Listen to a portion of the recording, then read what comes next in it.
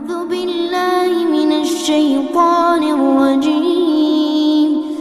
بسم الله الرحمن الرحيم. والصافات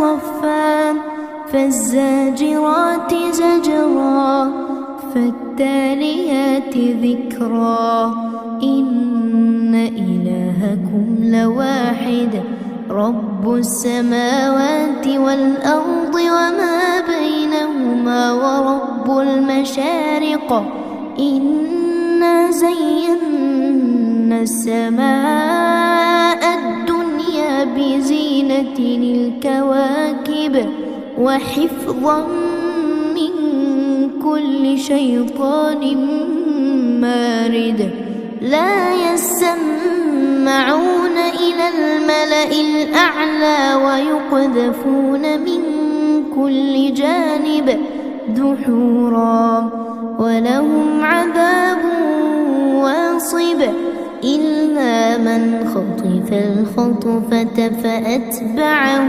شهاب ثاقب فاستفتهم أهم أشد خلقا أم من خلقنا إنا خلقناهم من طين لازب بل عجبت ويسخرون وإذا ذكروا لا يذكرون وإذا رأوا آية يستسخرون وقالوا إن هذا إلا سحر مبين أإذا متنا وكنا ترابا وعظاما أإنا لمبعوثون أو آباؤنا الأولون قل نعم وأنتم داخرون. السلام عليكم ورحمة الله وبركاته. ഖുർആൻ പദം 1564 ദിവസത്തിലേക്ക് എല്ലാവരെയും ഹാർദമായി സ്വാഗതം ചെയ്യുന്നു. വിശുദ്ധ ഖുർആനിലെ 37ാമത്തെ അധ്യായമായ സൂറത്ത് സ്വാഫാത്തിൻ്റെ പഠന പൂർത്തീകരണത്തെ തുടർന്നുള്ള ആദ്യത്തെ ചർച്ചയാണിന്ന്. ചർച്ചക്കാരൻ പങ്കുവയ്ക്കുന്നതിനായി ആദരണീയനായ ഡോക്ടർ A.I. വിലായത്തുള്ള സാഹിബിനെ ക്ഷണിക്കുന്നു. അസ്സലാമു അലൈക്കും വറഹ്മത്തുള്ളാഹി വബറകാതുഹു. അഊദു ബില്ലാഹി മിനശ് ശൈത്വാനിർ റജീം. ബിസ്മില്ലാഹിർ റഹ്മാനിർ റഹീം.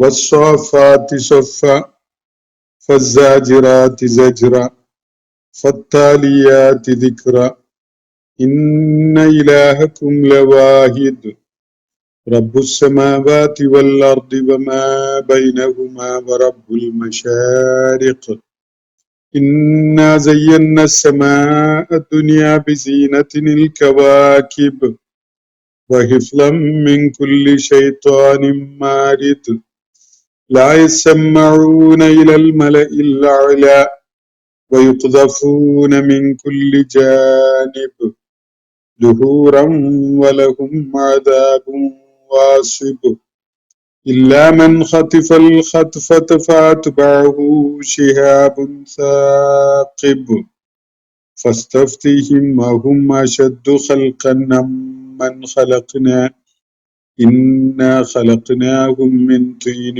لازب بل عجبت ويسخرون وإذا ذكروا لا يذكرون وإذا رأوا آية يستسخرون وقالوا إن هذا إلا سحر مبين أإذا متنا وكنا ترابا وعظاما إنا لمبعوثون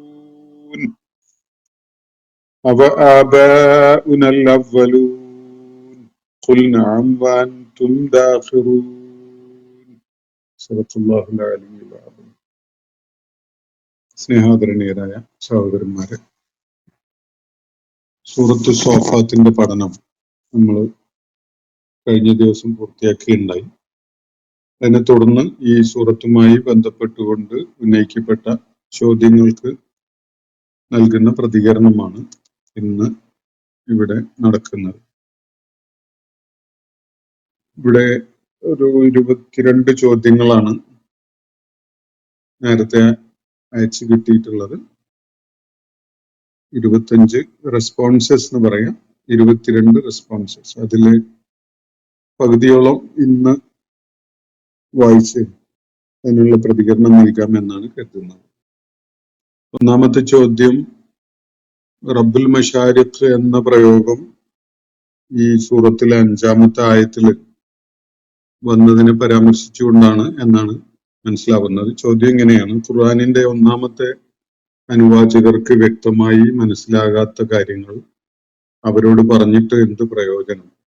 ഒരു സാധാരണ മലയാളി അറബി ഖുതുബ കേൾക്കും പോലെയല്ലേ എന്നാണ്. ഒരുപക്ഷെ ഈ ചോദ്യം ഞാൻ നേരത്തെ ഭാഗികമായിട്ട് അതിനുള്ള പ്രതികരണം നൽകിയിട്ടുണ്ടാവണം.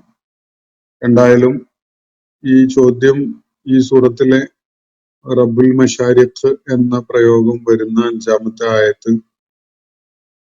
വിശദീകരിച്ചതുമായി ബന്ധപ്പെട്ടുകൊണ്ടുള്ളതാണ്. ഈ റബ്ബുൽ മശാരിഖ് എന്ന പ്രയോഗം ഉദയസ്ഥാനങ്ങളുടെ നാഥൻ എന്നാണ് ആ വാക്ക് ആ പ്രയോഗം നൽകുന്ന അർത്ഥം.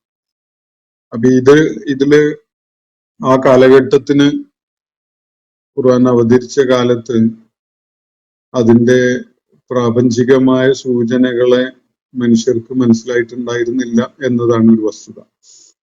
ഇതുപോലെ പിൽക്കാലത്ത് ഒരുപക്ഷെ നൂറ്റാണ്ടുകൾ തന്നെ പിന്നിട്ടതിന് ശേഷം മാത്രം വെളിപ്പെടാൻ സാധ്യതയുള്ള ഒരുപാട് പ്രകൃതി പ്രതിഭാസങ്ങളെ വിശുദ്ധ ഖുർആൻ പരാമർശിക്കുന്നുണ്ട്. അപ്പോ ഇവിടെ ഉന്നയിക്കപ്പെട്ടിരിക്കുന്ന ചോദ്യം, ആദ്യ തലമുറയിലെ അനുവാചകർക്ക് വ്യക്തമായി മനസ്സിലാകാത്ത കാര്യങ്ങൾ അവരോട് പറഞ്ഞിട്ട് എന്ത് പ്രയോജനം? അറബി ഭാഷയിലുള്ള ഖുതുബ മലയാളികൾ കേൾക്കുന്ന പോലെയല്ലേ എന്നുള്ളതാണ്. ഇവിടെ യഥാർത്ഥത്തില് മനസ്സിലാക്കേണ്ട ഒരു കാര്യം, വിശുദ്ധ ഖുർആൻ ആദ്യ തലമുറയിലെ ആളുകൾക്ക് വേണ്ടി മാത്രമുള്ളതല്ല. അനുവാചകര് ആ ആദ്യത്തെ തലമുറയിലുള്ളവർ മാത്രമല്ല, പിന്നീട് വരുന്ന ഓരോ തലമുറയിലെയും അന്ത്യനാൾ വരെയുള്ള ആളുകൾക്കും വലിയ പ്രചോദനമാകുന്ന വിധത്തിലുള്ള ഒരു ദൈവിക സന്ദേശമാണ്. അതുകൊണ്ട് അതില് എല്ലാ കാലഘട്ടത്തിലെയും ആളുകൾക്ക് വേണ്ടിയുള്ളത് അതിലടങ്ങിയിട്ടുണ്ടാവും. ആദ്യ തലമുറയിലെ ആളുകൾക്ക് മനസ്സിലാക്കാൻ പ്രയാസമുള്ള പല കാര്യങ്ങളും അതിൽ സ്വാഭാവികമായിട്ടും ഉണ്ടാകും. പക്ഷേ നമ്മൾ മനസ്സിലാക്കേണ്ട ഒരു കാര്യം, സൂര്യനും ചന്ദ്രനും അവയുമായി ബന്ധപ്പെട്ടുകൊണ്ടുള്ള പ്രാപഞ്ചിക പ്രതിഭാസങ്ങളും ഒക്കെ തന്നെ വളരെ പൗരാണികരായ മനുഷ്യര് ഇവിടെ ജീവിച്ചിരുന്ന കാലത്തും ഈ വിധത്തിൽ തന്നെ ഇവിടെ ഉണ്ടായിരുന്നു. അതിന്റെ പ്രാപഞ്ചിക പ്രതിഭാസങ്ങളുടെ വ്യക്തമായ സൂചനകളെ അറിഞ്ഞില്ല എന്നതിന്റെ പേരിൽ അവര് പറയത്തക്ക പ്രയാസമൊന്നും നേരിട്ടിട്ടില്ല. ഇപ്പോഴും അങ്ങനെയാണ്. ഇപ്പോഴും നമുക്ക് അജ്ഞാതമായി കിടക്കുന്ന അസംഖ്യം പ്രതിഭാസങ്ങൾ പ്രകൃതിയുമായി ബന്ധപ്പെട്ടുകൊണ്ടുള്ളതുണ്ട്. അത് നമുക്കറിയില്ല, നമ്മൾ അവിടേക്ക് എത്തിയിട്ടില്ല എന്ന് മനസ്സിലാക്കി വെക്കുകയാണല്ലോ നമ്മൾ ചെയ്യുന്നത്. പഴയ കാലത്തും അങ്ങനെ തന്നെയാണ് ചെയ്തിരുന്നത്. ആ കാലഘട്ടത്തില് അതിനപ്പുറത്തേക്ക് ആളുകൾക്ക് അറിയില്ല എന്ന ഒരു ധാരണയിലാണ് അവര് കഴിഞ്ഞു പോന്നിരുന്നത്. ഇപ്പോഴും അതിനുശേഷം ഒരുപാട് കാര്യങ്ങൾ പ്രപഞ്ചത്തെ കുറിച്ച് നമുക്ക് മനസ്സിലാക്കാൻ പറ്റിയതിന് ശേഷം, ഇപ്പോ നൂറ്റാണ്ടുകൾ തന്നെ പലതും പിന്നിട്ടതിന് ശേഷവും നമുക്ക് തീർത്തും അജ്ഞാതമായി കിടക്കുന്ന ഒരുപാട് കാര്യങ്ങൾ ഈ പ്രകൃതിയുമായി ബന്ധപ്പെട്ടുകൊണ്ടുണ്ട്, വിശുദ്ധ ഖുർആൻ നൽകുന്ന സൂചനകളിലും ഉണ്ട്. ഇത് അറിഞ്ഞില്ല എന്നത് നമ്മളെ സംബന്ധിച്ചിടത്തോളം നമുക്കറിയാത്ത കാര്യങ്ങളുണ്ട് എന്നത് ബോധ്യപ്പെടുത്തുക മാത്രമാണ് ചെയ്യുന്നത്. വേറൊരു സംഗതി, പിന്നീട് വെളിപ്പെടുന്ന പല കാര്യങ്ങളും മനുഷ്യനെ സംബന്ധിച്ചിടത്തോളം അങ്ങനെ ഒരു വിഷയമുണ്ട് എന്ന കാര്യം തന്നെ അന്ന് അറിയുമായിരുന്നില്ല. മനുഷ്യൻ ഒരു നിലക്ക് പറഞ്ഞാൽ ഈ പിന്നീട് വെളിപ്പെട്ട പ്രകൃതിയുമായി ബന്ധപ്പെട്ടുകൊണ്ടുള്ള പല പ്രതിഭാസങ്ങളെ കുറിച്ചുമുള്ള അറിവ്, അങ്ങനെ ഒരു വിഷയമുണ്ട് എന്നത് പോലും അറിയാതെയാണ് മനുഷ്യൻ ജീവിച്ചിരുന്നത്. അതുകൊണ്ട് തന്നെ മനുഷ്യരെ സംബന്ധിച്ചിടത്തോളം അതൊരു വലിയ സങ്കീർണതയൊന്നും ആവുന്നില്ല. ആളുകൾ അതിനെക്കുറിച്ച് ആലോചിച്ചു തുടങ്ങും. ക്രമേണയായിട്ട് പലതും അവർക്ക് വെളിപ്പെട്ട് കിട്ടും. അതിന് അതിന്റെ ഒരു ക്രമം അനുസരിച്ചാണ് അത് സംബന്ധമായിട്ടുള്ള അറിവ് വെളിപ്പെടുന്നത് എന്നത് നമുക്ക് കാണാൻ സാധിക്കും. അപ്പോ ആ ക്രമം അനുസരിച്ച് തന്നെ മനുഷ്യന്റെ ചിന്തയും വളരുന്നുള്ളൂ. അതുകൊണ്ട് അനുവാചകരെ, വിശുദ്ധ ഖുർആന്റെ ആദ്യ തലമുറ അനുവാചകരെ സംബന്ധിച്ചിടത്തോളം പറയത്തക്ക പ്രതിസന്ധി ഒന്നുമില്ല. അവരുടെ ദൈക്ഷണികമായ പരിഗണനകളിൽ വരുന്ന വിഷയങ്ങള് പലതും, ഖുർആൻ പരാമർശിക്കുന്ന പലതും അവരുടെ ദൈക്ഷണിക പരിഗണനയിൽ വന്നിട്ട് പോലും ഇല്ലാത്ത കാര്യങ്ങളൊക്കെയാണ്. പക്ഷെ അന്ന് അവർക്ക് അതിനെക്കുറിച്ച് അറിയില്ല, ഇങ്ങനെയുള്ള വിഷയങ്ങളുണ്ട് എന്നതുപോലും അറിയാത്തൊരവസ്ഥ മനുഷ്യനെ സംബന്ധിച്ചിടത്തോളം ഉണ്ടായിരുന്നു. അതുകൊണ്ട് പക്ഷെ മനുഷ്യന്റെ ചിന്ത അതിലേക്ക് തുറന്നിട്ടില്ല എന്ന കാരണത്താൽ തന്നെ അത് അവരെ സംബന്ധിച്ചിടത്തോളം അന്ന് സങ്കീർണതയാവുന്നില്ല. ക്രമേണ മനുഷ്യന്റെ അന്വേഷണവും അതുപോലെ ശാസ്ത്രജ്ഞാനവും ഒക്കെ വളരുന്നതിനനുസരിച്ച് പല വിഷയങ്ങളും അവന്റെ ഒരു ചിന്തയിലേക്കും ആലോചനയിലേക്കും ഒക്കെ കടന്നു വരികയാണ്. അതിനനുസരിച്ചാണ് അറിവ് വെളിപ്പെട്ടുകൊണ്ടിരിക്കുന്നത്. അപ്പൊ ഖുർആൻ അതിന്റെ മൊയ്ജിസത്ത് വെളിപ്പെടുത്തുന്നതിന് വേണ്ടി പിൽക്കാലത്തേക്കായിട്ട് സൂക്ഷിച്ചു വെച്ചിട്ടുള്ള ഒത്തിരി കാര്യങ്ങള് അതിന്റെ ആയാത്തുകളിലുണ്ട്. അതിനെ പൊതുവായി വിളിക്കുന്ന പേരാണ് മുത്തശാബിഹാത്ത് എന്നുള്ളത്. വെളിപ്പെടുത്തപ്പെട്ടിട്ടില്ലാത്ത, ആശയ വ്യക്തത വെളിപ്പെട്ടിട്ടില്ലാത്ത പല കാര്യങ്ങളും വിശുദ്ധ ഖുർആനകത്തുണ്ട്. ഇത് യഥാർത്ഥത്തിൽ അന്ത്യനാള് വരെ ഖുർആൻ ദൈവികത പ്രകടിപ്പിച്ചുകൊണ്ട്, അതിന്റെ ദൈവികത മാനിഫെസ്റ്റ് ചെയ്തുകൊണ്ട് അങ്ങനെ നിലകൊള്ളുന്നതിന് വേണ്ടിയുള്ള അള്ളാഹുവിന്റെ ഒരു സംവിധാനമായിട്ടാണ് ഞാൻ മനസ്സിലാക്കുന്നത്. അത് അറിഞ്ഞില്ല, മനസ്സിലായില്ല എന്നത് ആ തലമുറയിലെ ആളുകളെ സംബന്ധിച്ചിടത്തോളം പ്രശ്നമേ അല്ല. കാരണം എന്താന്ന് പറഞ്ഞാൽ അവർക്ക് മനസ്സിലാക്കാൻ കഴിയുന്ന കാര്യങ്ങൾ തന്നെ അത്രയും ആഴത്തിൽ കീഴടക്കിയിട്ടുണ്ടായിരുന്നു. ഖുർആനിൽ വെളിപ്പെട്ട കാര്യങ്ങളിലെ അവർക്ക് ഉൾക്കൊള്ളാൻ കഴിഞ്ഞ കാര്യങ്ങൾ തന്നെ അവരെ അതിഭയങ്കരമായ വിധത്തില് വിസ്മയിപ്പിച്ച് നിർത്തിയിട്ടുണ്ടായിരുന്നു.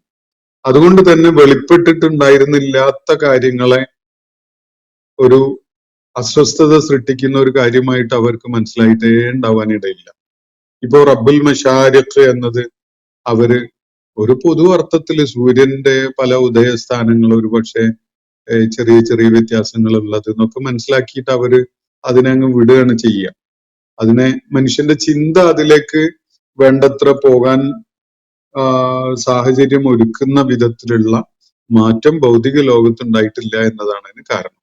പക്ഷെ അള്ളാഹു അന്തിമ വേദഗ്രന്ഥമായിട്ടാണല്ലോ ഈ കിതാബ് ഇറക്കിയിട്ടുള്ളത്. ഈ ഒരു പ്രതിഭാസം യഥാർത്ഥത്തില് ഞാന് പൂർവിക വേദഗ്രന്ഥങ്ങളിലൊന്നും കണ്ടിട്ടില്ല. ഇങ്ങനെ മുത്തശാബിഹത്ത് എന്ന സ്വഭാവമുള്ള ആയാത്തുകള് പൂർവിക വേദഗ്രന്ഥങ്ങളില് നമുക്ക് കാണാൻ പറ്റുന്നില്ല എന്നത്. വിശുദ്ധ ഖുർആൻ എക്കാലത്തേക്കും വേണ്ടിയുള്ള ദൈവിക ഗ്രന്ഥമാണ്. പൂർവിക വേദഗ്രന്ഥങ്ങൾ അതത് കാലങ്ങളിലേക്കുള്ളതാണ് എന്നതിന്റെ വ്യക്തമായൊരു സൂചനയായിട്ടാണ് ഞാൻ മനസ്സിലാക്കുന്നത്. വിശുദ്ധ ഖുർആനിലെ ഉൾച്ചേർക്കപ്പെട്ടിട്ടുള്ള പല വളരെ വലിയ ആഴത്തിലുള്ള അന്വേഷണം ആവശ്യമായ പല വിഷയങ്ങളുണ്ട്. ഇത് പിൽക്കാലത്ത് വെളിപ്പെടുമ്പോ അതിന്റെ മനുഷ്യാന്വേഷണങ്ങള് കൂടുതൽ ഫലപ്രദമായി വരികയും ശാസ്ത്രത്തിന്റെ കണ്ടെത്തലുകൾ പലതും ഉണ്ടാവുകയൊക്കെ ചെയ്യുമ്പോൾ സ്വാഭാവികമായിട്ട് ഈ വിഷയങ്ങളിലേക്ക് മനുഷ്യന്റെ ചിന്ത കടന്നു വരും. അപ്പൊ വിശുദ്ധ ഖുർആനിൽ പരാമർശമുള്ള ഒരു കാര്യമാണ് ദാബത്തും മിനൽ അർള് എന്നത്. അവസാന കാലത്തെ പരാമർശിച്ചുകൊണ്ട് ഖുർആൻ പറയുന്ന ഒരു കാര്യം, അള്ളാഹുവിന്റെ ഭൂമിയിലെ ആളുകളുടെ കാര്യത്തിലുള്ള നടപടിക്ക് വേണ്ടിയുള്ള നിർദ്ദേശം വന്നു കഴിഞ്ഞാൽ എന്ന് പറഞ്ഞാൽ ഒരു പക്ഷെ ലോകം തന്നെ അവസാനിക്കാൻ കാരണമാകുന്ന ദൈവിക നടപടിക്ക് സമയമായി കഴിയുമ്പോൾ അള്ളാഹു ഭൂമിയിൽ നിന്ന് ഒരു ദാബത്തിനെ ഉയർത്തി കൊണ്ടുവരും. അത് ജനങ്ങളോടായിട്ട് സംസാരിക്കും. ആ സംസാരിക്കുന്നതിന്റെ ആകത്തുക അന്നന്നാസ കാനൂബി ആയാത്തിന ലാ യൂഖിനൂൻ, ജനങ്ങള് നമ്മുടെ ദൃഷ്ടാന്തങ്ങളിൽ, നമ്മുടെ ആയാത്തുകളിൽ ദൃഢബോധ്യമുള്ളവരല്ലാത്തവരാണ് എന്നൊരു കാര്യമാണ് ആ ജനങ്ങളോട് സംസാരിച്ചു കൊണ്ടിരിക്കുന്ന ദാബത്തും മിനൽ അർള് ജനങ്ങളോട് സംസാരിച്ചു കൊണ്ടിരിക്കുന്ന ആ സംസാരത്തിന്റെ ഒരു ആകത്തുകയായിട്ടുണ്ടാവുക. ഇതാണ് ഇന്ന് വിശുദ്ധ ഖുർആനിലെ ഒരു ആയത്തിന്റെ ആശയം. ഇത് വരാനിരിക്കുന്ന ഒരു കാലത്ത് സത്യമായി പുലരും എന്ന് ഖുർആൻ പറയുന്ന ഒരു കാര്യമാണ്. പല ഘട്ടങ്ങളിലും ഈ ദാബത്തും മിനൽ അർള് എന്താണ് എന്നത് മനുഷ്യൻ ആലോചിച്ചിട്ടുണ്ട്. പലപ്പോഴും അതിന് പല വിശദീകരണങ്ങളും നൽകാൻ പലരും ശ്രമിച്ചിട്ടുണ്ട്. സമീപകാലത്ത് ഒരാള് വിശദീകരണം കൊടുക്കാൻ ശ്രമിച്ചത് ഈ ഭൂമി ആകെ അടിമേൽ മറിച്ച് കളയുന്ന വിധത്തിലുള്ള ഈ എർത്ത് റിമൂവർ പോലെയുള്ള വലിയ സംവിധാനങ്ങൾ ഉണ്ടല്ലോ, JCB പോലെയുള്ള സംഗതികൾ, ഇതാണ് ഇതിന്റെ സൂചന. ദാബത്ത് എന്ന് പറഞ്ഞ് ഇങ്ങനെ ഇഴഞ്ഞു നീങ്ങുന്ന, എന്നിട്ട് വലിയ വിധത്തില് ഭൂമിയെ മറിച്ചിടുന്ന വിധത്തിലുള്ള ഇങ്ങനെയൊക്കെ ഒരു ഇതായിരിക്കുമോ എന്നൊക്കെ ചിലർ ആലോചിച്ചത് ഞാൻ മനസ്സിലാക്കിയിട്ടുണ്ട്. അതിനേക്കാൾ വലിയ സാധ്യതയുള്ള ഒരു വായന ഇപ്പോ രംഗം കൈയടക്കിയിരിക്കുകയാണ്. അത് നമ്മളുടെ ഈ പുതിയ ആർട്ടിഫിഷ്യൽ ഇന്റലിജൻസിന്റെ ഒരു സാധ്യത നിലവില് വളരെ വ്യാപകമായിട്ട് പ്രയോജനപ്പെടുത്തപ്പെടുകയാണല്ലോ. അപ്പൊ ആളുകള് ഈ ജെമിനി, മെറ്റ AI ഒക്കെ പോലെയുള്ള ആർട്ടിഫിഷ്യൽ ഇന്റലിജൻസ് സംവിധാനങ്ങളെ പ്രയോജനപ്പെടുത്തിക്കൊണ്ട് ഖുർആനിൽ പരാമർശിക്കപ്പെടുന്ന കാര്യങ്ങളെയൊക്കെ വലിയ ചോദ്യത്തിനും തർക്കത്തിനും ഒക്കെ ഈ ആർട്ടിഫിഷ്യൽ ഇന്റലിജൻസിനോട് തർക്കത്തിൽ ഏർപ്പെടുകയും പല ചോദ്യങ്ങൾ ഉന്നയിക്കുകയൊക്കെ ചെയ്യുന്ന ഒരു അവസ്ഥ നമ്മൾ കാണുന്നുണ്ട്. അപ്പൊ അതില് മനസ്സിലാക്കാൻ കഴിയുന്ന ഒരു കാര്യം, ലോകത്ത് ഡിജിറ്റലി സേഫ്ഡ് ആയിട്ടുള്ള സോഴ്സസ് എന്തൊക്കെയുണ്ടോ അതിലൊക്കെ തപ്പിയെടുത്ത് അതിൽ നിന്ന് വിവരങ്ങൾ ശേഖരിച്ചുകൊണ്ട് ഈ ആർട്ടിഫിഷ്യൽ ഇന്റലിജൻസ് നമുക്ക് ഒരു റിപ്ലൈ തരും. പക്ഷെ ഈ റിപ്ലൈ, ഈ സംഭാഷണത്തിന്റെ ഒരു ചുരുക്കമായിട്ട് നമുക്ക് ബോധ്യപ്പെടുക, ആളുകൾ ഇത്രയും വിസ്മയകരമായ വെളിപ്പെടുത്തലുകൾ ഉണ്ടായിട്ട് പോലും ദൈവിക ദൃഷ്ടാന്തങ്ങളെ വേണ്ട ദൃഢബോധ്യത്തിൽ ഉൾക്കൊള്ളാതിരിക്കുകയാണ്, അത് വേണ്ട വിധം മനസ്സിലാക്കാതെ പോവുകയാണ് എന്നതാണ്. എന്ന് പറഞ്ഞാൽ ഈ ടൂൾസ് അല്ലെ ഈ ഡിവൈസസ് നമ്മളോട് സംസാരിക്കുകയാണ്. ആ സംസാരിക്കുന്നതിന്റെ ആകത്തുക എന്താണ്? ഇപ്പോ അന്നന്നാസ കാനു അബിയായാത്തിന ലാ യൂഖിനൂൻ, നമ്മുടെ ദൃഷ്ടാന്തങ്ങളെ ജനങ്ങളെ ദൃഢബോധ്യത്തോടു കൂടി ഉൾക്കൊള്ളുന്നില്ല എന്നതാണ് അതിന്റെ ഒരു സബ്സ്റ്റൻസ് ആയിട്ട് നമുക്ക് മനസ്സിലാക്കാൻ കഴിയാം. അപ്പൊ ഞാൻ മനസ്സിലാക്കുന്നത് വിശുദ്ധ ഖുർആനിൽ ഇങ്ങനെയുള്ള തശാബുഹുള്ള ആയത്തുകള് നേരത്തെ തന്നെ അവതരിപ്പിക്കപ്പെട്ടു എന്നത് ഒരു തലമുറയിലും പ്രയാസം സൃഷ്ടിച്ചിട്ടില്ല. നമുക്ക് മനസ്സിലാകാത്ത ഒരുപാട് കാര്യങ്ങൾ പ്രകൃതിയിൽ തന്നെ ഉണ്ട്, പ്രപഞ്ചത്തിൽ തന്നെ ധാരാളം ഉണ്ട്. അത് നമുക്കൊരു പ്രയാസം ഉണ്ടാക്കണില്ലല്ലോ. അതൊക്കെയും അള്ളാഹുവിന്റെ ആയാത്തുകളാണ്. അതേപോലെ അള്ളാഹു അവതരിപ്പിച്ച വേദഗ്രന്ഥത്തിലും ചില ആയാത്തുകൾ അല്ലെങ്കിൽ ചില പ്രയോഗങ്ങളും ചില വിവരണങ്ങളും ഓരോ തലമുറ പിന്നിടുമ്പോഴും അതിന്റെ അർത്ഥസൂചനകൾ നമുക്ക് കൂടുതലായിട്ട് വെളിപ്പെട്ട് വരുന്നുണ്ട്. ഇനിയും വെളിപ്പെടാൻ ഒരുപാട് കാര്യങ്ങൾ അടങ്ങിയിട്ടുമുണ്ട്. അത് പക്ഷേ അതത് തലമുറകൾക്ക് ആലോചനക്ക്, ചിന്തക്ക്, അവരുടെ ദൈക്ഷണികമായ പ്രവർത്തനങ്ങൾക്ക് പ്രേരണയാവുന്നു എന്നതല്ലാതെ അവർക്ക് എന്തെങ്കിലും പ്രയാസം സൃഷ്ടിക്കുന്നതായിട്ട് എനിക്ക് തോന്നിയിട്ടില്ല. പിന്നെ അറബി ഭാഷയിൽ നടക്കുന്ന ഖുതുബയുമായിട്ട് അതിന് എന്തെങ്കിലും ബന്ധമുണ്ടോ എന്നുള്ളത് വളരെ ഡൗട്ട്ഫുൾ ആണ്. യഥാർത്ഥത്തിൽ അറബി ഭാഷയിൽ ഖുതുബ ആവുന്നതിന് പ്രശ്നമൊന്നുമില്ല. അത് അറബിയോടൊപ്പമാണ് ഇസ്ലാം വ്യാപിച്ചിട്ടുള്ളത്. ഇസ്ലാമിനോടൊപ്പം അറബി ഭാഷയും വ്യാപിക്കേണ്ടതുണ്ട്. പക്ഷെ താൽക്കാലികമായി അറബി അറിയുന്നത് വരെ ആളുകൾക്ക് മനസ്സിലാക്കാൻ കഴിയുന്ന ഭാഷയിൽ തന്നെ ഈ അവർക്ക് ആവശ്യമായ നിർദ്ദേശങ്ങളൊക്കെ നൽകുന്ന ഖുതുബകൾ നിർവഹിക്കപ്പെടുന്നതിന് കുഴപ്പമൊന്നുമില്ല. സാധിക്കുമെങ്കിൽ വിശുദ്ധ ഖുർആന്റെ ഭാഷയിൽ തന്നെ കാര്യങ്ങൾ ഉൾക്കൊള്ളാൻ മനുഷ്യർ വളർച്ച നേടുകയാണെങ്കിൽ ഖുർആൻ അതിന്റെ യഥാർത്ഥ ഭാഷയിൽ തന്നെ അതിന്റെ എല്ലാ സൂചനകളെയും ഉൾക്കൊണ്ടുകൊണ്ട് മനസ്സിലാക്കാൻ കഴിയും എന്നൊരു മഹത്വം അതിനുണ്ട്. ഞാൻ ആ വിഷയം അവിടെ അവസാനിപ്പിക്കുകയാണ്. മറ്റൊരു ചോദ്യം, വിശുദ്ധ ഖുർആൻ 37:6 എന്ന് പറഞ്ഞ സൂറത്ത് സോഫാത്തിൽ 6-ാമത്തെ ആയത്തില് ഏറ്റവും താഴെയുള്ള ആകാശത്തെ നാം നക്ഷത്രങ്ങൾ കൊണ്ട് അലങ്കരിച്ചിരിക്കുന്നു എന്ന് പറയുന്നുണ്ട്. ഈ ആയത്ത് അള്ളാഹുവിന് പ്രപഞ്ചത്തെക്കുറിച്ച് പരിമിതമായ അറിവേ ഉള്ളൂ എന്നല്ലേ സൂചിപ്പിക്കുന്നത്? പ്രപഞ്ച സൃഷ്ടി നടത്തി എന്ന് വിശ്വസിക്കുന്ന ശക്തിക്ക് ഇങ്ങനെ ഒരു തെറ്റു പറ്റുമോ? ഏറ്റവും താഴെയുള്ള എന്ന പ്രയോഗം ഈ വാക്കുകൾ ഭൂമിയിലിരിക്കുന്ന ആരോ പറഞ്ഞതുപോലെയും തോന്നുന്നില്ലേ എന്നാണ്.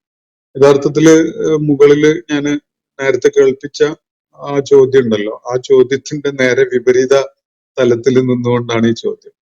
അതായത് ആ കാലഘട്ടത്തിലെ എന്ന് പറയുക, ശാസ്ത്രമൊന്നും വേണ്ട വിധത്തിൽ വികസിച്ചിട്ടില്ലാത്ത ഒരു കാലഘട്ടത്തിലെ ആളുകളുടെ ഒരു ബോധന നിലവാരം പരിഗണിച്ചുകൊണ്ട് കൂടിയുള്ള, എന്നാൽ ഒരിക്കലും തന്നെ തെറ്റല്ലാത്ത ഒരു വിവരണമാണ് ഇവിടെ ലോവർ സ്കൈനെ കുറിച്ച് അള്ളാഹു നൽകുന്നത്. ഇന്നും ആകാശ ലോകത്തെ കുറിച്ച്, വാനലോകത്തെ കുറിച്ചുള്ള മനുഷ്യന്റെ അറിവ് വളരെ പരിമിതമാണ്, വളരെ വളരെ പരിമിതമാണ്. ആകാശത്തിന്റെ വ്യാപ്തി, അതിന്റെ ആ വിഹായുസിന്റെ അനന്തത എത്രത്തോളം ഉണ്ട് എന്നത് പോലും നമുക്ക് വേണ്ടത്ര ഇന്നും അറിയില്ല. അള്ളാഹു ഭൂമിയിൽ നിന്ന് ആകാശത്തെ വീക്ഷിക്കുന്ന ഒരു സാധാരണ മനുഷ്യന്റെ അനുഭവ തലത്തിൽ നിന്നുകൊണ്ടാണ് ഈ കാര്യങ്ങൾ വിവരിക്കുന്നത് എന്നത് വളരെ വ്യക്തമാണല്ലോ. ഈ വിവരണത്തിൽ നിന്ന് തന്നെ അത് വ്യക്തമാണ്. അത് ആകാശത്തെയോ പ്രപഞ്ചത്തെയോ കുറിച്ചുള്ള ശാസ്ത്രീയമായ ഒരു ട്രീറ്റിസ് അല്ല ഇത്, ശാസ്ത്രീയമായിട്ടുള്ള ഒരു വിവരണമല്ല. മറിച്ച് ഇത് സാധാരണ മനുഷ്യന്റെ ബോധന മണ്ഡലത്തിൽ അല്ലെങ്കിൽ നിലവാരത്തിൽ നിന്നുകൊണ്ട് ഈ ഭൂമിയിൽ നിന്ന് ആകാശത്തെ നോക്കി കാണുന്ന ഒരാൾക്ക് അനുഭവപ്പെടുന്ന ഒരു തലമാണ് അള്ളാഹുവിടെ വിവരിക്കുന്നത്. പക്ഷെ ഇത് വിവരിക്കുന്നത് അള്ളാഹു ആണ് എന്നതിനാൽ തന്നെ പിന്നീട് ഏതെങ്കിലും കാലത്ത് ആകാശത്തെക്കുറിച്ച് വെളിപ്പെടാനിരിക്കുന്ന ഒരു ശാസ്ത്ര സത്യത്തിനും അത് എതിരാവില്ല. അതാണ് ഈ വിവരണത്തിന്റെ ഏറ്റവും മഹത്തരമായ തലം. ഒരിക്കലും തന്നെ അത് ശാസ്ത്രം വെളിപ്പെടുത്തുന്ന പ്രപഞ്ചവുമായി ബന്ധപ്പെട്ടുകൊണ്ടുള്ള വസ്തുതകളുമായി ഈ വിവരണം സംഘർഷപ്പെടുകയില്ല എന്നതാണ് അതിന്റെ ഏറ്റവും ശ്രദ്ധേയമായ ഒരു പ്രത്യേകത. അപ്പോ അള്ളാഹുവിന് പ്രപഞ്ചത്തെക്കുറിച്ച് പരിമിതമായി അറിവേ ഉള്ളൂ എന്ന് ഇദ്ദേഹം സൂചിപ്പിക്കുന്നത് യഥാർത്ഥത്തിൽ അള്ളാഹുവിനെ കുറിച്ച് ഈ ചോദ്യം ഉന്നയിച്ച ആൾക്കുള്ള അറിവിന്റെ ഏറ്റവും വലിയ പരിമിതിയാണ് വെളിപ്പെടുത്തുന്നത്. അതാണ് ഞാൻ അതിനെക്കുറിച്ച് മനസ്സിലാക്കുന്നത്.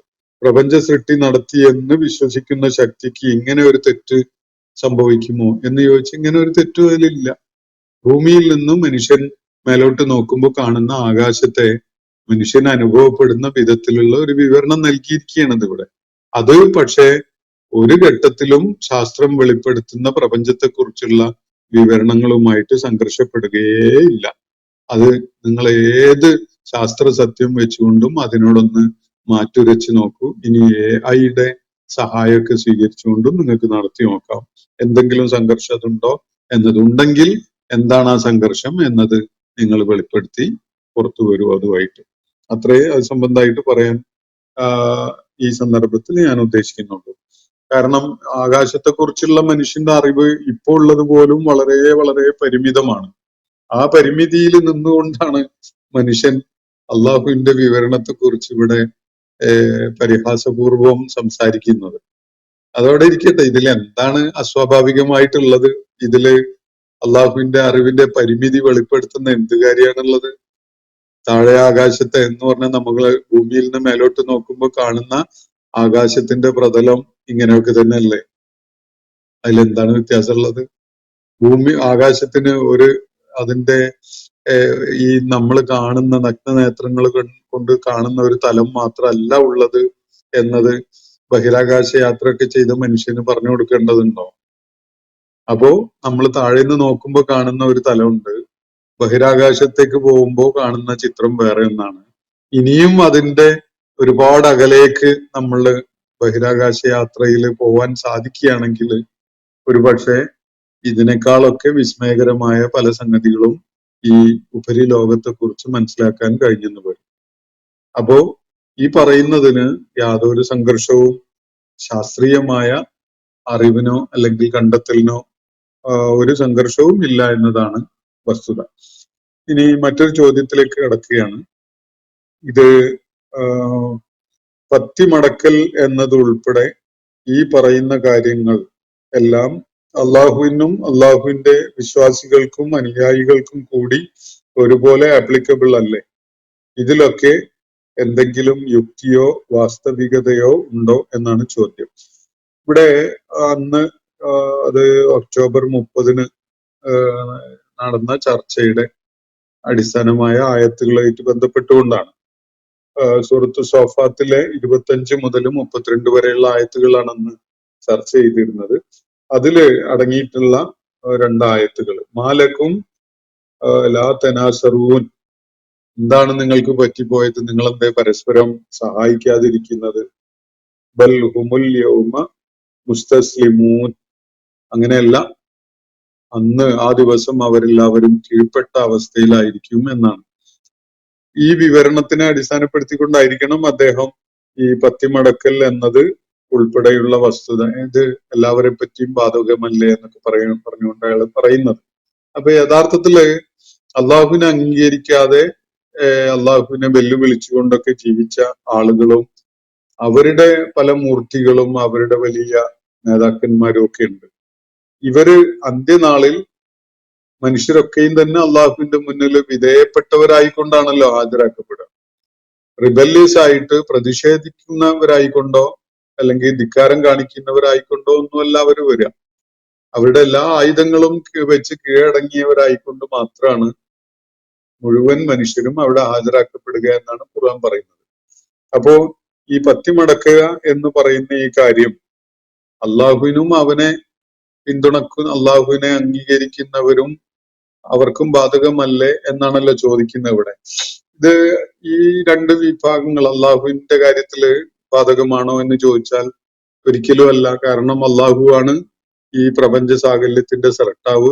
മുഴുവൻ മനുഷ്യരും അവന്റെ മുന്നിലാണ് ചെന്ന് പത്തിമടക്കാനുള്ളത്, കീഴ്പ്പെട്ടുകൊണ്ട് അവന്റെ മുന്നിലാണ് എത്തുക. അപ്പൊ അള്ളാഹുവിനെ കുറിച്ച് അത് ബാധകമല്ല. ഖുർആൻ പറയുന്നത് അനുസരിച്ചാണ് ഞാൻ നിങ്ങളുമായിട്ട് ഇത് പറയുന്നത്. അള്ളാഹു പത്തിമടക്കി എല്ലാവരോടും തോൽവി സമ്മതിച്ച് എല്ലാവരുടെയും മുന്നിൽ വന്ന് സാഷ്ടാംഗം ചെയ്യും എന്നാണോ നിങ്ങൾ പ്രതീക്ഷിക്കുന്നത്? അങ്ങനെയല്ല. ഒരിക്കലും അള്ളാഹു കീഴ്പ്പെടുന്ന ഒരു വിഷയം വരുന്നേ ഇല്ല. സൃഷ്ടിജാലങ്ങളാണ് അള്ളാഹുവിന്റെ മുന്നിൽ കീഴ്പ്പെടല് സ്വമേധയാ തന്നെ കാണിച്ചുകൊണ്ട് വന്നു ചേരുക. ഇനി അള്ളാഹുവിനെ അംഗീകരിച്ചുകൊണ്ട് അള്ളാഹുവിൽ വിശ്വസിച്ചുകൊണ്ട് ജീവിച്ച ആളുകളുടെ കാര്യത്തില് അവര് കീഴ്പ്പെട്ടുകൊണ്ടാണോ വരിക? അവര് ഭൂമിയിൽ നിന്ന് തന്നെ കീഴ്പ്പെടൽ പ്രഖ്യാപിച്ച ആളുകളാണ്. അങ്ങനെ കീഴ്പ്പെടൽ പ്രഖ്യാപിച്ച ആളുകളെയാണ് മുസ്ലിമീങ്ങൾ എന്ന് പറയുക. അപ്പോ ഈ ആളുകള് ചിലപ്പോ അവരിൽ വല്ല വീഴ്ചകളും അല്ലെങ്കിൽ ദൈവധിക്കാരവും ഒക്കെ അവരുടെ ഭാഗത്തു നിന്നുണ്ടായിട്ടുണ്ടെങ്കിൽ, ഭൗതിക ലോകത്ത് അങ്ങനെയുള്ള ചില ധിക്കാരങ്ങളോ അഹന്തകളോ കാണിച്ചുകൊണ്ടുള്ള നിലപാടുകൾ അവരുടെ ഭാഗത്തു നിന്നുണ്ടായിട്ടുണ്ടെങ്കിൽ തീർച്ചയായിട്ടും അള്ളാഹുവിന്റെ മുന്നിൽ ഹാജരാക്കപ്പെടുമ്പോ അക്കാര്യത്തിൽ കൂടി അവര് അള്ളാഹുവിന് കീഴ്പ്പെട്ടുകൊണ്ടേ വരുള്ളൂ. തെറ്റ് സമ്മതിച്ചും തോൽവി ഏറ്റുപറഞ്ഞും പശ്ചാത്താപം നടത്തിയും അള്ളാഹുവിനോട് ക്ഷമാപണം നടത്തിയും ഒക്കെയാണ് അവർ അള്ളാഹുവിന്റെ മുന്നിൽ വരിക. അതിൽ സംശയമൊന്നുമില്ല. അപ്പൊ അള്ളാഹുവിനെ അംഗീകരിച്ചിട്ടില്ലാത്ത മനുഷ്യരെ സംബന്ധിച്ചിടത്തോളം എല്ലാ അർത്ഥത്തിലും അവര് കീഴ്പ്പെട്ടുകൊണ്ട് തന്നെയാണ് വരിക. അംഗീകരിച്ച ആളുകൾ സ്വമേധയാ കീഴ്പ്പെട്ടുകൊണ്ടാണ് വരിക. എന്നാൽ അവരിൽ വല്ല ധിക്കാരവും അഹങ്കാരവും ഒക്കെ ഈ ഭൗതിക ലോകത്ത് പ്രകടമായിരുന്നെങ്കിൽ ആ വിഷയത്തിൽ കൂടി അവര് തോൽവി സമ്മതിച്ചുകൊണ്ട് തന്നെയാണ് അള്ളാഹുവിന്റെ അടുക്കല് ഹാജരാവുക. അപ്പോ ഇത് എല്ലാവർക്കും ഒരുപോലെ ആപ്ലിക്കബിൾ അല്ലേ എന്ന് ചോദിച്ചാൽ അള്ളാഹുവിനെ സംബന്ധിച്ചിടത്തോളം ഇത് ആപ്ലിക്കബിൾ അല്ല. മനുഷ്യരെ സംബന്ധിച്ചിടത്തോളം അവര് അനുസരിക്കാനും വിധേയപ്പെടാനും കൂട്ടാക്കാതെ ഇരുന്നവർ ഏതായാലും എല്ലാ അർത്ഥത്തിലും വിധേയപ്പെടേണ്ടി വരുന്ന വിധത്തിലാണ് വരിക. നേരത്തെ തന്നെ അള്ളാഹുവിന് വിധേയപ്പെട്ട, ഭൂമിയിൽ വെച്ച് തന്നെ വിധേയപ്പെട്ടുകൊണ്ട് മുസ്ലിങ്ങളായ ആളുകള് ഖുർആൻ നമുക്ക് നൽകുന്ന സൂചന പ്രകാരം അവരിൽ എന്തെങ്കിലും ധിക്കാരമോ അഹങ്കാരമോ ഒക്കെ ഉണ്ടായിരുന്നെങ്കിൽ ആ കാര്യത്തിൽ കൂടി അള്ളാഹുവിന് വിധേയപ്പെട്ടുകൊണ്ട് തന്നെയാണ് വരിക. അപ്പോ അതിൽ വാസ്തവികത എന്തെങ്കിലും ഉണ്ടോന്ന് ചോദിച്ചാൽ ഇത് വരാനിരിക്കുന്ന ലോകത്തെ കുറിച്ച് ഖുർആൻ പറയുന്ന ഒരു കാര്യമാണ്. ഒന്നുകിൽ അതിന്റെ പശ്ചാത്തലവും അതിന്റെ വസ്തുതകളും ഉൾക്കൊണ്ടുകൊണ്ട് അതില് വിശ്വാസമുള്ളവരായി മാറുക എന്നതാണ് നമ്മുടെ മുന്നിലുള്ള പോംവഴി. അതല്ലെങ്കിൽ അതിനെ തള്ളിക്കളയുക എന്നതാണ്. അത് നിങ്ങൾ തീരുമാനിക്കേണ്ട ഒരു കാര്യമാണ്. അതില് ഞാൻ ഇടപെടേണ്ട കാര്യമില്ല. എനിക്കത് 100% ബോധ്യമുള്ള കാര്യമാണ്. ഇന്നല്ലെങ്കിൽ നാളെ സംഭവിക്കാനിരിക്കുന്ന ഒരു കാര്യം എന്ന നിലക്ക് ഞാനത് കാത്തിരിക്കുന്നുണ്ട്. മറ്റൊരു വിഷയം, അള്ളാഹു വഴി എന്ന മട്ടിൽ ഖുറാനിലൂടെ ഉത്തരങ്ങൾ നൽകുന്നത് ഖുറൈശികൾ ഉയർത്തിയ തികച്ചും യുക്തിഭദ്രമായ ചോദ്യങ്ങൾക്കല്ലേ? ഇതൊക്കെ സമൂഹത്തിൽ സ്വയം നേതാവായി അവരോധിക്കാൻ ശ്രമിക്കുന്ന ഒരു മനുഷ്യൻ പറയാനിടയുള്ള മറുപടികളല്ലേ എന്നാണ്. അള്ളാഹു പറയുന്ന മറുപടി എന്ന നിലക്ക് ഖുർആൻ നൽകുന്ന ചില പ്രതികരണങ്ങൾ ഖുറൈശികൾ ഉന്നയിച്ച യുക്തിഭദ്രമായ ചോദ്യങ്ങൾക്കുള്ള മറുപടിയാണ് എന്നാണ് അദ്ദേഹം ആദ്യം പറഞ്ഞിരിക്കുന്നത്. അത് ഒരളവോളം ശരിയാണ്. ഖുറൈശികൾ ഉന്നയിച്ച് മാത്രമല്ല, മറ്റു പലരും ഉന്നയിച്ച ചോദ്യങ്ങൾക്കുള്ള മറുപടി ഖുർആനിൽ ഉന്നയിക്കപ്പെടുന്നുണ്ട്. അള്ളാഹു നൽകുന്ന മറുപടി എന്ന നിലക്ക് അത് അങ്ങനെ തന്നെയാണ്. അപ്പോ ഇതൊക്കെ സമൂഹത്തിൽ സ്വയം നേതാവായി അവരോധിക്കാൻ വേണ്ടി ശ്രമിക്കുന്ന ഒരാള് പറയാനിടയുള്ള മറുപടിയല്ലേ എന്നാണ് അടുത്ത ചോദ്യം അതുമായിട്ട് ബന്ധപ്പെട്ടുകൊണ്ട്. അതല്ല, അങ്ങനെയല്ല. കാരണം അങ്ങനെയാണെങ്കിൽ അത് ചരിത്രത്തിൽ തന്നെ ഒരേ ഒരാള് മാത്രം അങ്ങനെ ചെയ്യുന്നതായിട്ടുണ്ടാവില്ല. അങ്ങനെ ചെയ്ത വേറെയും ചിലരൊക്കെ ഉണ്ടാവും. കാരണം മനുഷ്യരില് അങ്ങനെയാണ്. ചില കാര്യങ്ങള് ഒരാൾ ചെയ്യുന്നുണ്ടെങ്കിൽ അതുപോലെ വേറെ പലരും ചെയ്യുന്നുണ്ടാവും, സമാനമായ സ്വഭാവത്തിൽ. അപ്പോ ഇത് മുഹമ്മദ് നബി സല്ലല്ലാഹു അലൈഹി വസല്ലം നേതാവാകാൻ, ആളാവാൻ വേണ്ടി പറഞ്ഞ കാര്യങ്ങളല്ലേ ഈ മറുപടികൾ അള്ളാഹുവിനെ മുൻനിർത്തിക്കൊണ്ട് എന്ന് ഉള്ളത്. അതൊരിക്കലും അങ്ങനെയല്ല. ചരിത്രം അതിന് പിൻബലം നൽകുന്നില്ല. അങ്ങനെയാണ് എന്ന് സങ്കല്പിക്കുന്നതിന് ചരിത്രം യോജിക്കുന്നില്ല. ഇനി നിങ്ങൾ പരിശോധിച്ച് നോക്കി തീരുമാനത്തിലേക്ക് എത്തുക. അത്രേ എനിക്ക് അത് സംബന്ധമായിട്ട് പറയാൻ കഴിയുള്ളൂ. മറ്റൊന്ന്, അലൗകികമായ പാരത്രിക ലോകത്ത് ലൗകിക ഭോഗസുഖങ്ങൾ നൽകുമെന്ന് പ്രലോഭിപ്പിച്ചുകൊണ്ട് ഒരു ദൈവം ആളുകളെ മതത്തിലേക്ക് വരുവാൻ പ്രേരിപ്പിക്കുന്നതും നബിയെ അനുസരിക്കാൻ പ്രേരിപ്പിക്കുകയും ചെയ്യുന്നത് ദൈവികമാകുമോ എന്നാണ് ഇദ്ദേഹം ചോദിക്കുന്നത്. അപ്പോ അലൗകികമായ പാരത്രിക ലോകത്ത് ലൗകിക ഭോഗസുഖങ്ങൾ മനുഷ്യന് എന്ത് ഉണ്ടാകുമെന്നാണ് മനുഷ്യനുള്ള ഒരു പ്രചോദനമായിട്ട് പറയേണ്ടത്? നിങ്ങളുടെ മനസ്സിൽ ഒരാൾക്ക് നന്മയിലേക്ക് വരാൻ പ്രേരണയാകുന്ന വിധത്തില് അയാൾക്ക് ചില സമ്മാനങ്ങളൊക്കെ കിട്ടും എന്ന് പറഞ്ഞ് ഒരാളെ പ്രേരിപ്പിക്കണമെങ്കിൽ അത് സത്യവുമാണ് എന്ന് നിങ്ങൾ സങ്കല്പിച്ചു നോക്കൂ. തൽക്കാലം നിങ്ങൾ അത് മനസ്സിലാക്കുന്നില്ല, പക്ഷെ അത് സത്യമാണ് എന്ന് നിങ്ങൾ സങ്കല്പിക്കൂ തൽക്കാലത്തേക്ക്. അപ്പൊ ഒരാളെ അതിലേക്ക് ആകൃഷ്ടനാക്കാനും അതിലേക്ക് കൊണ്ടുവരാനും പ്രേരിപ്പിക്കാൻ എന്താണ് ഓഫർ ചെയ്യേണ്ടത്? നിങ്ങൾ പറയൂ. അവിടെ വലിയൊരു ലൈബ്രറി ഉണ്ടെന്നോ അല്ലെങ്കിൽ വേറെ വല്ല സാധ്യതകളും ബുദ്ധിക്ക് വലിയ ഉത്തേജനമാവുന്ന പല സംഗതികളും ഉണ്ടെന്നോ ഒക്കെയാണോ പറയേണ്ടത്? അതോ മനുഷ്യന് അവന്റെ മനസ്സും അവന്റെ സ്വപ്നങ്ങളും ഒക്കെ ആയിട്ട് ബന്ധപ്പെട്ടുകൊണ്ടുള്ള ഫുൾഫിൽമെന്റിന് ആവശ്യമായ സംഗതികളാണോ പറയേണ്ടത്? നിങ്ങളൊന്ന് ആലോചിച്ചു. ലൗകിക ജീവിതവുമായി ബന്ധപ്പെട്ടുകൊണ്ട് എന്ന് പറഞ്ഞാൽ ഈ ലോകത്ത് ജീവിക്കുമ്പോൾ മനുഷ്യന് ആവശ്യമുള്ള കാര്യങ്ങളാണല്ലോ ലൗകികമായ താല്പര്യങ്ങൾ എന്ന് പറഞ്ഞാൽ. അതിലെന്തൊക്കെയാണ്? അവന്റെ ജീവിതം കംഫർട്ടബിൾ ആക്കുന്ന സംഗതികളാണ് വേണ്ടിവരിക. ഭക്ഷണം, പാനീയങ്ങള്, പാർപ്പിടം, നല്ല മനസ്സിന് ആനന്ദം പകരുന്ന ഇണകള്, കണ്ണിന് കുളിർമ നൽകുന്ന മക്കള്, അല്ലെ, നമ്മൾ താമസിക്കാൻ ഏറ്റവും ഹൃദയഹാരിയായ ശാദ്വലതയുള്ള ഇടങ്ങള്. ഇതൊക്കെയല്ലേ മനുഷ്യന്റെ മനസ്സിനെ മതിക്കുന്ന തരത്തിലുള്ള കാര്യങ്ങള്. ഇതല്ലാതെ വേറെ എന്താണ് മനുഷ്യന് ഓഫർ ചെയ്യേണ്ടത്? നിങ്ങളൊന്ന് പറയും. മനുഷ്യന്റെ ആലോചനയിലും ഭാവനയിലും അന്വേഷണത്തിലും ഇങ്ങനെയൊക്കെയുള്ള സംഗതികളെ എനിക്ക് കാണാൻ പറ്റിയിട്ടുള്ളൂ. അത് സാഹിത്യത്തിലായാലും ഭൗതിക മെർസനറി വേൾഡില് മനുഷ്യന്റെ അങ്ങനെയാണല്ലോ, ഇടപാടുകളുടെ കച്ചവടത്തിന്റെ ഒക്കെ ലോകത്തും ഒക്കെ തന്നെ മനുഷ്യന് ചില സ്വപ്നങ്ങൾ ഫുൾഫിൽമെന്റിനായിട്ടുണ്ട്.